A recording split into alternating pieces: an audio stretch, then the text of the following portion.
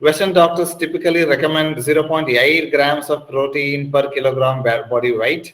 How much protein does Ayurveda recommend? How do you know if you're eating enough protein or not? So Ayurveda doesn't recognize the protein in the way what they are recognizing, and Ayurveda gives importance to Agni of a person. If Agni is not proper, if you give 8 grams of protein also, then that also becomes a problem. So that should not be a criteria for us. Our criteria is entirely to improve the Agni. That's why if you go through Ayurvedic literatures, everywhere the importance is given to Agni. Everywhere. Roga sarvepi jayanto mandagno, it is said. Every disease is produced due to the mandagni. And every time there is ama generated and all these things concentration, they have said very clearly, they have said you need to go for increasing the Agni. If Agni is proper, then he could be able to digest whatever he is consuming. If Agni is not proper, then whatever he is consuming is unable to digest and definitely it becomes ama and leads to disease. So it is not a question of protein or anything like that. See, in Ayurveda, very clearly said, a balancing diet of Vata, Pitta, Kapha, these type of things to be taken care. Giving undue weightage to protein, fat, and all these things may not be a right type thing.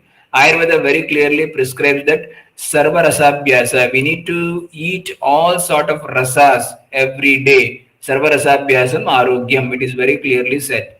So we need to understand Sarvasabhyasa, then we need to understand which is Guru, which is Lagu, and we need to concentrate on the Agni and improvement of the Agni. So that is the one which we need to understand. And this is one of the kind of question that I get repeatedly. So how much carbohydrate to take or how much protein to take and all. Even in the medicines also they have given a range of dosage, but they have not specified that only this much of particular medicine should be given. Of course, like you said, it depends on Agni and the strength of the person and also Prakriti, because I mean, in a Vata Prakriti, more Guru Ahara is required, so probably more protein and fats are required in him, and lesser of those are required in a Kapha person, like that, sir. And that can be, see, that is the interpretation what we can do it later on, where contemporary sciences, when we know it, we can draw such lines saying that a Vata person is lean and thin, so he requires more and proteins provided properly, provided if he is having a very good Agni, then we can giving him a lot of proteins. Otherwise, it may not be able to digest it. So that's the reason you just observe that even in Raja Yakshma Chikitsa or anywhere or even the Urakshata, wherever there is a tissue loss, Acharyas have given the protein containing Ajamamsa Rasayana, Ashwagandha Rasayana, all these things. Along with that, they have added all Agni Vardaka Dravyas. Trikatu is there, Triphala is there, which can even to able to balance and the all the three doshas.